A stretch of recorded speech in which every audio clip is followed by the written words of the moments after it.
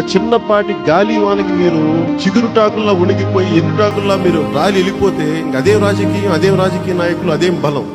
అరే ఇంత మాత్రం పౌరుషం, ఇంత మాత్రం కసి, ఇంత మాత్రం పంతం లేకపోతే మనం ఎందుకు వస్తాం రాజకీయాల్లోకి? పారిపోవడానికి వస్తాం రాజకీయాల్లోకి. నిలబడటానికి, జెండా పాతడానికి, జెండా ఎగరేయడానికి వచ్చాం. ఉయ్యాల వాడ నరసింహారెడ్డి అనేసి చెప్తున్నాం.